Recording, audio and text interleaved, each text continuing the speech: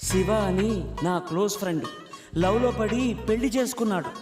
కాలేజీలో వాడు గ్రీకు వీరుడు, మ్యారేజ్ కాకముందు రాకుమారుడు.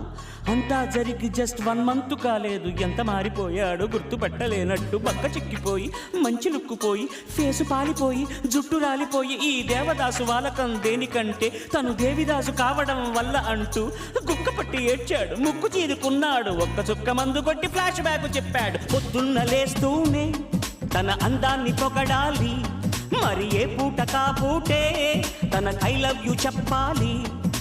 ఏం కోరినా తక్షణం తీర్చాలిరా వరం, అతి సామైందిరా కాపురం, పెళ్లి క్షమించరాని నేరం.